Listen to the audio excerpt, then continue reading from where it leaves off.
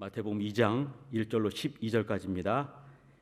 제가 먼저 읽겠습니다. 헤롯 왕 때 예수께서 유대 베들레헴에서 나심에 동방으로부터 박사들이 예루살렘에 이르러 말하되 유대인의 왕으로 나시니가 어디 계시뇨? 우리가 동방에서 그의 별을 보고 그에게 경배하러 왔노라 하니 헤롯 왕과 온 예루살렘이 듣고 소동한지라. 왕이 모든 대제사장과 백성의 서기관들을 모아 그리스도가 어디서 나겠느냐 물으니 가로되 유대 베들레헴이오니 이는 선지자로 이렇게 기록된 바 또 유대 땅 베들레헴아 너는 유대 고을 중에 가장 작지 아니하도다. 내게서 한 다스린 자가 나와서 내 백성 이스라엘의 목자가 되리라 하였음이니이다. 이에 헤롯이 가만히 박사들을 불러 별이 나타난 때를 자세히 묻고 베들레헴에 보내며 이르되 가서 아기에 대하여 자세히 알아보고 찾거든 내게 고하여 나도 가서 그에게 경배하게 하라. 박사들이 왕의 말을 듣고 갈새 동방에서 보던 그 별이 문득 앞서 인도하여 가다가 아기 있는 곳 위에 머물러 섰는지라. 저희가 별을 보고 가장 크게 기뻐하였더라. 집에 들어가 아기와 그 모친 마리아 함께 있는 것을 보고 엎드려 아기께 경배하고 보배합을 열어 황금과 유향과 몰약을 예물로 드리니라. 꿈에 헤롯에게로 돌아가지 말라 지시하심을 받아 다른 길로 고국에 돌아가니라. 아멘. 첫 성탄절의 감사의 의미라는 제목을 가지고 말씀을 나누겠습니다. 오늘이 12월 셋째 주입니다. 지난주에 사실은 제가 이제 어떤 광고를 어떤 얘기를 할까 하다가 고민을 하다가 그냥 넘긴 것이 있습니다.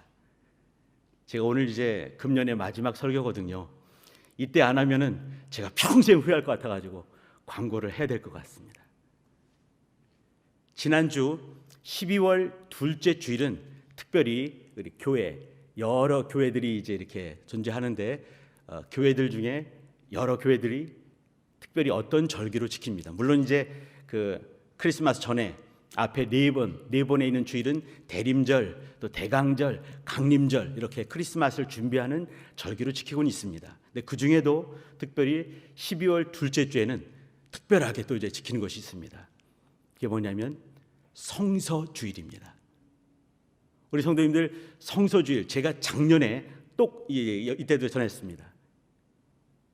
성서주일 이게 뭐냐면 성경을 사랑하고 성경을 더 읽고 성경을 많은 사람에게 전해줄 수 있게 그렇게 이제 이렇게 촉구하는 광고도 하기도 하고 이제 특별한 이제 이렇게 뭔가 의미를 두고 이렇게 성경을 사모하자, 성경을 읽읍시다 하는 그런 절기입니다. 우리 교회는 이제 사실 이제 이 개혁하는 마당에 말이죠. 많은 교회들이 개혁하는 교회들이 많이 있지만 우리 교회 같이 절대 다수가 나와서 개혁을 진행하는 그런 교회는 없습니다. 우리 성도님 잘 아실 겁니다. 근데 그러면은 우리 교회가 이렇게 개혁하겠다, 아닌 것을 아니다라고 말할 수 있는 그 어떤 큰 힘이 어디 있었겠습니까? 저는 아무리 생각을 해봐도 우리 성도님들이 성경을 그만큼 사랑했기 때문이 아닌가 생각을 합니다. 누가 뭐라 하더라도 어떤 이렇게 교리적인 얘기를 한다 하더라도 성경에 있는가 다시 한번 성경을 보고 성경을 정말 사랑하고 또 우리 교회 예전에 우리 교회 모습은 이렇게 성경으로 돌아간다. Return to the Bible, Back to the Bible 이런 말들 입에 달고 살지 않았습니까? 성경을 담는다. 성담 운동한다. 성경을 정말 사랑했던 우리 교우들이 우리 성도님들과 제가 아닌가 그 생각을 한번 해봅니다. 근데 이제 문제는 우리 2세들입니다. 3세들입니다. 우리 아이들이 성경을 볼 때 쉽지 않은 것이죠. 우리 성도님도 어떻습니까? 성경을 많이 사랑하시지요? 성경을 많이 읽으시지요? 성경 볼 때마다 다 깨달아지고 그러지 않습니까? 근데 그럼에도 불구하고 우리도 어려워하는 그런 단어들과 그런 문장들이 얼마나 많이 있습니까? 제가 교회학교를 담당하면서 교회학교 4살부터 19살까지 있습니다. 우리 아이들이, 우리 친구들이 우리가 정말 사랑하는 우리 2세, 3세들이 성경을 보기가, 접근하기가 쉽지 않다.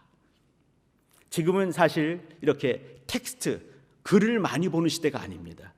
대부분이 영상으로 해결하고, 또 이렇게 긴 책이 있으면 또 영상으로 또 이걸 짤막하게 또 이렇게 해주는 그런 것들이 얼마나 많이 있습니까?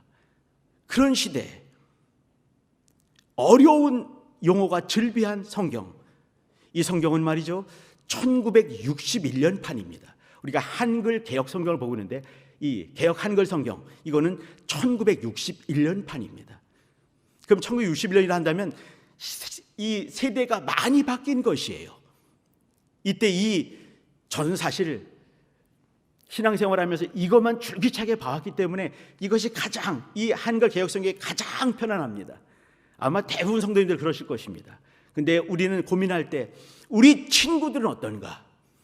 초등학교 1학년 저학년 친구들이 이렇게 예수께서 가라사대 했을 때 그 말들이 마음에 탁탁 담기겠는가? 마음에 새겨지겠는가?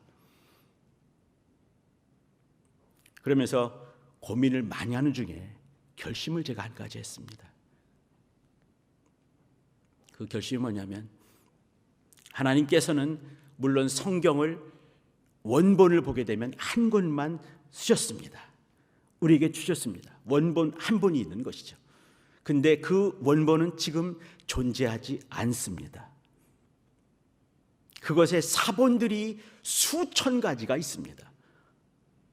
사본이라는 얘기는 뭐냐면 구약의 히브리 성경, 신약의 헬라어 성경, 그 히브리어, 헬라어 그 사본이 수천 가지가 있습니다. 우리는 그 사본도 볼 수 있는 이 히브리어, 헬라어를 알지 못하기 때문에 잘 보기 힘듭니다. 그래서 우리는 역본을 봅니다. 번역본을 보는 것이죠. 번역본도 수백 가지, 수천 가지 있지 않겠습니까? 나라별로 있을 테니까, 언어별로 있을 테니까 말이죠. 우리 한글 성경도 이 한글 개역 성경 1961년 판이 있는가 하면, 공동 번역이라는 1977년 판이 있는가 하면, 개역 개정이 또 있죠. 1998년에 번역이 된 거, 표준세 번역 2001년도에 번역이 된 거, 이런 것들이 질비하게 많이 있습니다. 그 중에 우리 엄마 말, 어머니가 할머니가 사용하는 그 언어와 상당히 유사하게 번역한 그런 성경들이 많이 있습니다. 현대인의 성경, 쉬운 성경, 바른 성경, 이런 성경들이 있는 것이죠. 저는 우리 친구들에게 그 성경으로 바꾸려고 하고 있습니다. 중요한 것은 단어가 중요한 것이 아닌 것이죠. 그 속에서 예수를 만나야 되는 것이에요. 하나님을 만나야 되는 것이 일이기 때문에 그렇습니다. 예배 시간에 와서 잠깐 보는 성경이 아니라 우리말과 너무 가까워서 읽는 순간 이해될 수 있어서 가까이 할 수 있는 그 성경으로 바꾸려고 하고 있습니다. 제가 우리 성도님들에게 이 광고를 드리고 싶은 이유는 이렇게 하려고 합니다라는 것도 물론 있습니다. 우리 교회 개역 성도님들이 다 바뀌는 것은 또 다른 문제인 것 같습니다. 우선 먼저는 우리 교회 학교에서 이렇게 성경을 바꿔서 우리 친구들의 가장 합당한 언어와 또 그런 용어들로 쓰여져 있는 단어로 바꿔서 성경에 좀 더 가까이 다가갈 수 있게 하려는 교육적인 목적 때문에 그렇게 하는 것이죠. 우리 개역 성도님들은 아마 추후로 논의가 되면서 이제 사실 한글 개역 성경 쓰는 교회가 극히 드문 거 아시죠? 지금은 많은 교회들이 한글 개역 개정을 쓰고 있습니다. 또 더 쉬운 성경 쓰는 데도 참 많이 있습니다. 교회마다 나름대로 고민을 많이 하면서 성경을 바꿔 쓰고 있습니다. 왜 그러겠습니까? 성경을 통해서 단어, 이렇게 그 고어체로 쓰인 이걸 권위 주는 것이 아니라 이 속에서 예수를 만나고 하나님을 만나고 하늘을 볼 수 있는 것이 목적이기 때문에 그렇습니다. 이건 이제 우리 교회는 추후에 논의가 될 것인데, 그러나 우리 교회 학교는 내년부터 시행을 하려고 합니다. 혹시 우리 성도님들께서, 우리 아이들은 약 300명입니다. 선생님들 100명입니다. 그러면 400권의 성경이 바뀌어야 되는 것이에요. 저는 그러면서 우리 친구들에게 교회로부터 선물되는 성경을 주고 싶은 그런 마음이 있습니다. 그러면 교회 얘기하게 되면 교회에서 안 됩니다 라고 할 것 같지 않습니다. 절대적으로 들을 거라고 생각을 합니다. 그러나 우리 성도님들께서 혹시나 우리 아이들에게, 우리 손자 손녀들에게 성경을 선물해 주십다 이런 마음이 있으면 후원해 주시기 부탁드립니다. 이것 때문에 그렇습니다. 마음이 움직이시면 같이 해주시면 저는 가서 이렇게 우리 친구들아, 우리 교회가 각별하게 너희들을 생각하면서 기도하면서 이 성경을 준비했단다라고 광고하도록 하겠습니다. 자, 오늘 말씀 본문 보십니다. 마태복음 2장 1, 2, 3, 4, 12절까지입니다.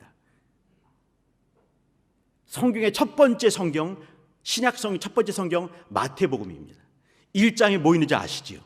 1장에는 누가 누굴 낳고 누가 누굴 낳고 쭉 나눈 얘기 쭉 42대까지 얘기가 있다가 그리고 요셉에게 현몽하여 가로되 이 얘기 나오게 되면서 또 이제 예수님 낳는 그 얘기 등장을 합니다. 예수님 낳고 나자마자 바로 이어지는 것이 2장 1절부터 12절까지입니다. 저는 여기 이 얘기가 그저 동방박사 세 사람 이따 이제 찬양을 할 것입니다. 근데 동방박사가 예물을 드렸네, 감사 예물 드렸네, 그 정도로 보고 싶지 않습니다. 이 대목은 공식적인 성경의 공식적인 신약 예배의 전형적인 모습이다라고 생각을 합니다. 어떤 사람들이 와서 주 예수님께, 이때는 정말 그 강보에 쌓인 핏덩어리 아기였습니다. 그 아기를 보면서 아기 속에서 있는 그 신성을 보게 되고 하나님을 만나게 되면서 경배하는 내용이 같이 오늘 읽은 말씀에 있습니다. 무엇이겠습니까? 첫 성탄절입니다. 처음 성탄절, 은혜가 충만한, 생명이 충만한, 또 약속이 충만한 대목이 바로 여기에 있다 생각을 합니다. 동방박사 잘 아실 것입니다. 우리 이제 찬양할 때 보게 되면 동방박사 세 사람이 나옵니다. 저는 세 사람 생각하지 않습니다. 세 사람이 왔는데 예루살렘이 소동이 벌어지게 되고 난리가 난 것처럼 막 그냥 큰 역사가 벌어지는 게 되는 거죠. 그래서 헤롯이 깜짝 놀라게 되고 이 사람들 불러오게 되고, 그러면 이방인 세 사람이 왔을 때 이런 일이 벌어지겠습니까? 그럴 것 같지 않습니다. 정말 일단의 무리들이, 수많은 무리들이 왔겠죠. 근데 세 사람 이렇게 말한 이유는 왜 그러겠습니까? 예물이 세 가지이기 때문에 그런 거예요. 한 사람이 하나씩 갖고 오지 않았겠느냐? 그럴 것 같지 않습니다. 여러 사람들이 낙타를 타고 수많은 사람들이 와서 버글버글 할 때 물어보는 거죠. 유대인의 왕으로 나시니까 어디 계시냐? 막 물어봤을 때, 그 많은 사람들이 막 몰려왔을 때 소동이 벌어지지 않겠습니까? 세 사람이 왔다 한다면 누구도 모를 수 있는 것, 누구도 모르는 것 아니겠습니까? 중요치는 않습니다. 동방이라 하면 당시 고대 근동 사회에서 동방 이렇게 말했을 때는 페르시아, 바사라고 하는 페르시아, 혹은 바벨론 지역이라고 저 밑에 갈대아 우르 그런 곳, 혹은 중국, 혹은 인도까지도 갈 수 있는 것입니다. 그러면 가까운 거리가 아닌 것을 기억해 주시기 바랍니다. 절대로 가까운 거리가 아닙니다. 못돼도 1500km 되는 거리죠. 그러면 부산 같은 거리를 한 번, 두 번, 세 번 하고 한 반 정도 더, 한 네 번 정도 와야지만이 되는 그러한 거리입니다. 그럼 이 사람들이 12월 25일 날 성탄절을 맞기 위해서는, 한겨울 꽝꽝 추운 이 겨울에 오기 위해서는 이 사람들은 늦 여름에 혹은 초가을에 출발을 해야지만이 가능합니다. 낙타를 타고. 생각을 한번 해보세요. 동방박사가 20, 30대 사람이겠습니까? 박사를 한다면 이 사람들은 기본적으로 의학을 공부를 하고 천문학을 공부를 한 아주 고급진 사람들입니다. 이 고급진 사람들은 대부분이 황제, 왕에게 조언을 할 수 있는 그러한 위치에 있는 사람들입니다. 그러면 인생이 정말 이렇게 많은 부분 깨달아 알고 나이도 지긋 아니라 아주 노년기에 이른 그런 사람일 수밖에 없는 것입니다. 박사가 쉽게 되는 게 아니죠. 지금도 그렇다 한다면 그 옛날에 여러 가지 의학을 하고 또 여러 가지 학문들 쭉 한 사람, 그런 사람이라 한다면 못돼도 60, 70대 50, 60대 젊다 하면 50대, 늦으면 70대, 80대 되지 않겠는가. 정말 나이가 많이 든 그런 박사들이 왔을 것입니다. 이 사람들이 낙타를 지금같이 큰 리무진 타고 오는 것이 아니에요. 낙타를 타고 오는 것입니다. 그러면 세워라 내오라 올 수밖에 없습니다. 피곤하면 쉬는 것 아니겠습니까? 이 사람들이 행군하는 것이 아니거든요. 또 밤에 별을 보고 왔습니다. 낮에 찌는 듯이 덥기 때문에. 그러면 낮에는 쉬는 거 아니겠습니까? 그러면 정말 세월 많이 가겠지요. 이렇게 오는 것입니다. 별을 보고, 왕의 별을 보고 오는 것입니다. 자, 이제 여기에서 같이 나누고 싶은 얘기가 어떤 것이냐면은,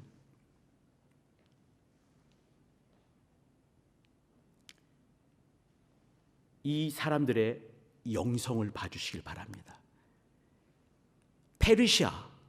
페르시아의 별점 치는 점성수라는 사람들입니다. 그러면 이방인이 틀림없지 않겠습니까? 그런데 그 중에도 크리스찬 있을 수가 있는 것입니다.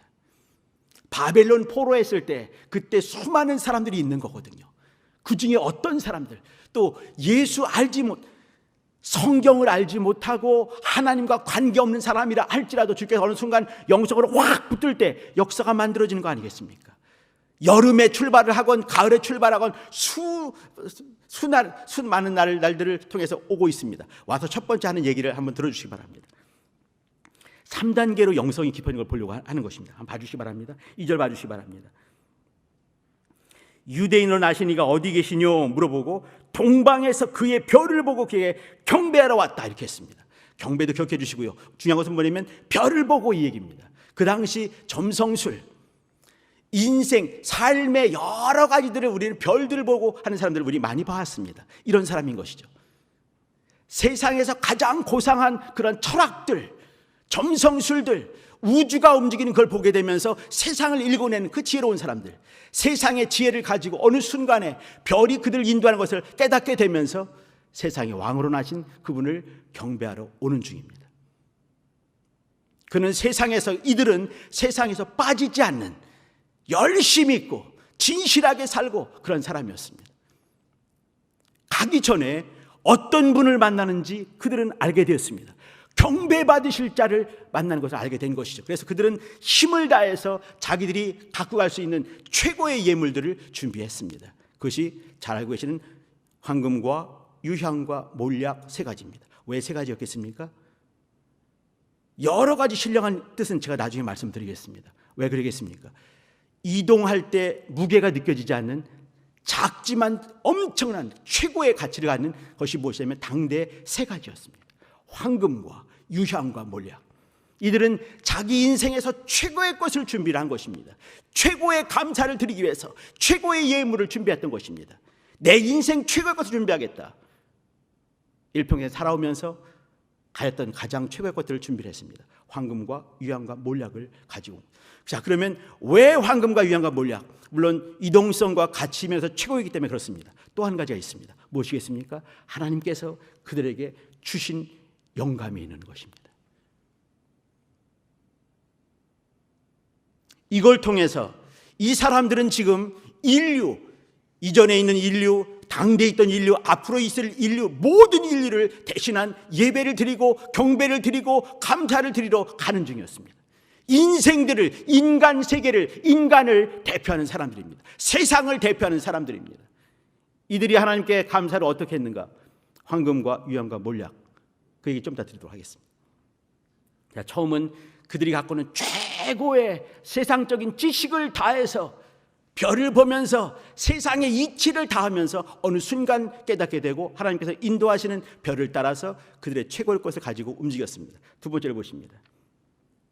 이들이 3절 보시게 되면 헤로드 왕과 온 예루살렘이 듣고 소동을 했습니다. 왜 그러겠어요? 3사람 때문이 아닌 것 같습니다. 어마무시한 사람들이 온 것이죠. 자, 그다음 4절입니다. 왕이 움직입니다. 모든 대제사장들이 움직입니다. 백성의 서기관들이 움직입니다. 모여서 하는 얘기, 그리스도가 어디서 나겠느냐? 이거 물어보는 것입니다. 그럼 어디를 봐야 되겠습니까? 선지자의 글을 봐야 되는 것이에요. 동방의 박사들, 세상적인 지식과 철학과 또 점성술과 모든 걸 다 하더라도 갈 수 없는 것, 예루살렘까지는 왔습니다. 그러나 어디서 어떤 분을 만나야 될지는 나와 있질 않는 것이에요. 세상의 지식으로 한계가 있는 것입니다. 최선을 다했지만 한계에 부딪히게 되는 거죠. 그 다음에 어디로 들어가야 되겠습니까? 성경으로 들어가야 되는 것이에요. 왕이 움직이고 제사장들이 움직이고 서기관들이 움직이면서 어디에서 그리스도가 나시겠느냐. 그러니까 5절 미가서를 보게 되는 것이죠. 유대 베들레헴에 오니 이는 선지자로 이렇게 기록된 바 쭉 말씀하시게 되면서 이스라엘의 목자, 세상의 목자가 오시는 그 얘기를 하게 됩니다. 미가서 5장 2절, 에스겔서 32장 그 얘기들을 쭉 보게 되면서 목자로 나시는 분, 태초의 상고부터 예비되신 바로 그분이 어디서 나는가? 예루살렘, 또 베들레헴입니다 라고 딱 찍어 말하게 되는 것이죠. 이 동호 박사들은 이제는, 전에는 그들이 갖고 있는 최고의 가장 고상한 지식, 철학과 또 천문학과 세상의 모든 이치를 가지고 왔지만, 그러나 어느 순간에 말씀으로 인도받는 역사가 있게 되는 것입니다. 이제 베들레헴을 가르쳐 주죠. 베들레헴을 가르쳐 주었을 때 베들레헴에 가게 되고, 그리고 아기를 만나게 되고, 그 아기, 갓난 아기 속에서 하나님의 신성을 만나게 되고 그분께 경배를 드리게 되었습니다. 자, 그 다음에 경배 드린 다음 얘기입니다. 12절 마지막 절이죠. 그 다음에 꿈에, 이 꿈 누가 꿨겠습니까? 동방에서 왔던 그 박사들이 꿈을 꾸는 것입니다. 꿈에 헤롯에게 돌아가지 말라라고 하는 지시하심을 받았다. 이게 3단계입니다.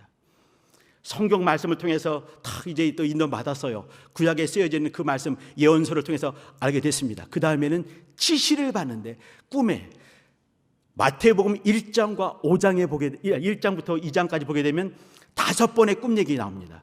현몽하여 가로되, 현몽하여 가로되 꿈에 지시하심을 받아, 이런 말이 있습니다. 4번은 한 사람에게 한 얘기입니다. 누구겠습니까? 예수님의 부친 요셉에게 현몽한 그 대목입니다. 한 번은 요 동방 박사에게 현몽한 것이에요.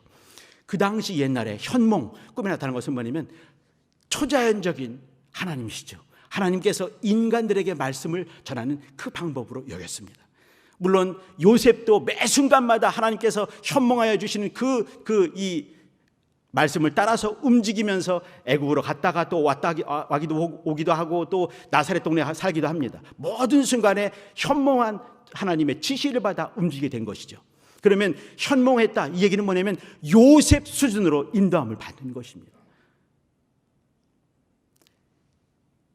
동방박사 세 사람, 이 사람은 말이죠, 세상의 가장 고상한 지식으로 움직이고 하나님의 인도함 받다가 또 성경을 통해서 인도함 받게 되고 또 직접 주시는 감동으로 역사하시는 주님의 음성을 들으면서 움직이게 되고 고국으로 돌아가게 되었습니다. 자, 이 모습은 동방박사의 모습 정도가 되면 안 된다고 생각을 합니다. 저는 우리 개혁 성도들의 영적인 수준이 이 정도 돼야 되지 않겠는가. 우리는 많은 순간에 세상을 탁 닫고 살면 되지 않습니다. 하나님 역사를 하십니다. 세상 속에서 역사를 하시는 것이에요.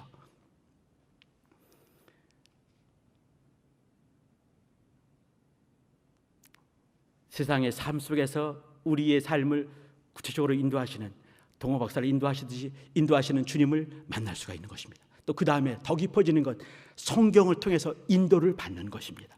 세 번째, 정말 중요한 것, 그것은 뭐겠습니까? 지금도 모든 순간에 지금도 역사하시는 성령의 감동하심을 누리는 것이 영성입니다. 동방 박사는 이와 같은 영성 충만한 삶을 우리에게 보여주고 있습니다. 또 촉구하는 것이죠. 어떻게 살 것인가? 개혁 성도라는다면 어떻게 살 것인가? 세상 속에 섞여 살고 있지만 다른 삶을 살고 말씀으로 인도함을 받음을 살고 성령의 감동하심을 누리는 것이 우리의 삶이 되어야 될 것입니다. 여기 이 사람들의 이 세 가지 그 예물을 한번 보도록 하겠습니다. 첫 번째는 황금, 두 번째 황금과 유향과 몰약입니다. 아까 3단계로 깊어진 영성을 봤습니다. 이번엔 세 가지의 감사를 봐주시기 바랍니다. 이 감사는 하나님께서 그들을 감동하셨을 때, 물론 최고의 가치 있는 것을, 또 이동성 좋은 것을 골랐겠지만, 그러나 또 하나님께서 역사하지 않았겠습니까? 황금과 유향과 몰약, 분명히 말씀한 이유가 있는 것이죠. 황금은 뭐냐면 왕을 상징하는 것입니다. 이게 뭐겠습니까? 당신은 나의 왕이십니다 고백하는 것입니다. 유향, 유향은 뭐냐면 더러운 것들을, 제가 이제 저번 주에는 우리 조그만 꼬맹이 애기들한테 예배를 인도할 때 유향하게 되면서 제가 이제 이렇게 향수를 뿌려준 적이 있습니다. 향이거든요. 깨끗하게 만들고 좋은 향이 나게, 더러운 냄새가 아니라 좋은 향기가 날 수 있게 거룩하게 만드는, 거룩하신 분이 누구시겠습니까? 우리 하나님이십니다. 유향은요, 신성을 상징하는 것입니다. 하나님은 신성이 있으신 분입니다. 이 얘기는 뭐냐면 아기 앞에서 당신은 나의 하나님이십니다 고백하는 것입니다. 그러면서 이 거룩함을 볼 수가 있는 것이죠. 몰약이라는 것은 잘 아시죠? 몰약은 죽은 자에게 이제 바르는 그런 약입니다. 인성, 죽음이 앞에 있는 인성을 말하는 것이죠. 이때 동어 박사들은 뭐냐면 우리가 영어로 해석을 한번 해보는 것입니다. 이게 뭐겠습니까? 당신은 우리의 임금 그리스도가 되십니다. 나의 주가 되십니다. 주가 되시려면 말이죠, 그리스도로 오셔야 됩니다. 육체를 입고 오셔서 피 흘리지 않으면 안 되는 것이에요. 주님께서는 피 흘리기 위해서 그리스도의 직분을 가지고 이 땅에 오셨습니다. 인성으로 오셨습니다. 당신은 참 사람이 되십니다 라고 믿음으로 고백한 것이에요. 이 고백이 있을 때 모든 인간들, 전에도 있었고 그때 있었고 또 앞으로 있을 모든 인간들의 대표로서 이렇게 믿음의 고백을 했을 때 이것에 대한 응답이 있다고 저는 생각을 합니다. 그게 뭐냐면 황금이 있는 곳, 황금이 길바닥에 깔려 있는 곳, 영원한 하늘을 가질 수 있는 은혜가 우리 안에 있다라고 하나님께서 아들을 통해서 가르쳐 주신 것이죠. 아들이 오셔서 하신 가장 큰 일이 뭐냐면 하나님의 나라를 공개하신 것입니다. 이 황금 속에 하나님의 나라, 금으로 된 바로 그 나라를 보여주신 거죠. 내가 이 금으로 만든 내 나라를 너희에게 주겠다, 하나님의 나라를 공개하신 것입니다. 두 번째, 유향. 예수께서 이 땅에 오셔서 피 흘리심으로 말미암아 진홍같이 주홍같이 붉은 이 죄가 어느 순간에 청결하게 깨끗하게 되는 역사 있지 않습니까? 내가 피를 통해서 유향과 같이 너를 정결하게 하리라, 거룩되게 하리라, 하나님이 주신 응답이라 저는 믿습니다. 세 번째, 몰약입니다. 시체에 발라서 부패하지 않게 하는, 무엇이겠습니까? 그리스도는 부활하시는 주님이십니다. 성탄절이 내일 모레인데 성탄절 속에는 말구유가 있죠, 그죠? 예수님의 생애 마지막에는 십자가가 있습니다. 그 다음에는 죽음이 있고 부활이 따라오는 것 아니겠습니까? 부활을 보여주시는 그것이지 않겠는가? 저는 우리 성도님들에게 요 마태복음 2장 1절부터 12절까지 동방박사의 영성을 같이 나누고 싶었습니다. 2024년을 살아갈 때 23년을 마무리 짓고 성탄절이 있습니다.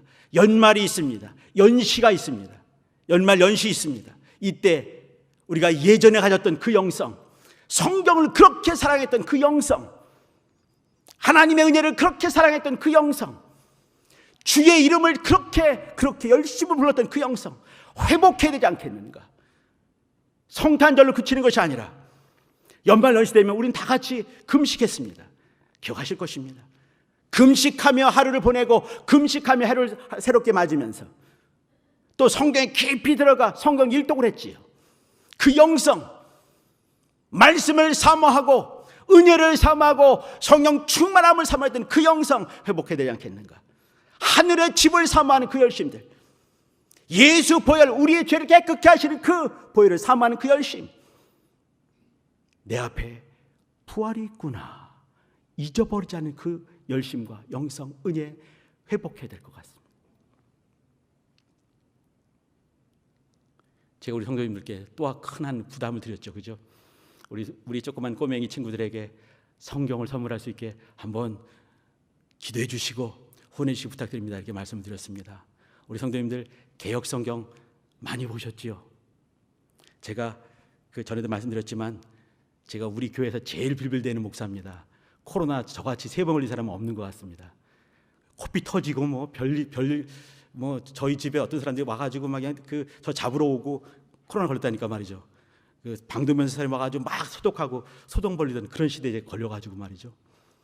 부끄럽고 짝이 없습니다. 민망하기도 하고. 근데 코로나 때 저는 이제 이렇게 어딘가 들어가서 거기서 한 일주일간 있었거든요. 근데 거기서 성경이 있는데 나으리면 가능합니다. 제가 말씀드렸죠. 빡세게 읽으면 나으리면 가능합니다. 제가 안 해봤지만 좀 더 하면은 3일도 가능할 것 같아요. 이틀은 좀 어려울 것 같습니다. 우리 성도님들 이번에 빡세게 성경을 연말과 연초 1월 달이 가기 전에 일독을 한번 해보도록 하시지요. 또 이것도 한글 개역 성경은 너무 익숙합니다. 한번 다른 버전으로 이렇게 쉬운 성경, 우리말에 좀 더 이렇게, 이것도 물론 우리말이지만 다른 버전으로 된 그 성경 새로운 마음을 가지고 한번 읽어보시길 권면드립니다. 다른 은혜가 임할 것 같습니다. 이 번역 정말 잘 됐습니다. 그러나 다른 번역본도 잘 돼 있습니다. 미묘하게 다른 것들을 보시면서 새롭게 은혜를 받을 수 있을 것 같습니다. 우리 성도님, 동방 박사가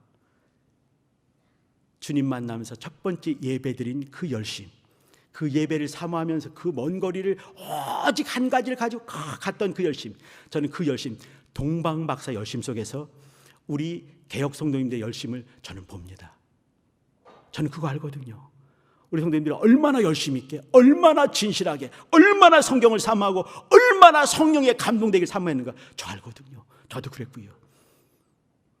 그것이 마냥 옛날 얘기가 아니라 지금 우리 속에 역사하는 우리의 고백이 될 수 있게 성탄절과 연말 연시를 성경을 같이 하면서 영성과 감사를 회복할 수 있는 귀한 절기로 삼으시길 부탁드립니다. 같이 기도하겠습니다. 기도하실 때 하나님, 첫 성탄절에 감사의 의미를 나눴습니다. 하나님, 이와 같은 영성, 이와 같은 감사, 이와 같은 은혜를 성탄절과 연말 연시 잃어버리지 않고 회복할 수 있는 나와 내 가정, 우리 공동체 되게 도와주세요. 주여 한번 부르고 기도하십니다. 주여 하나님.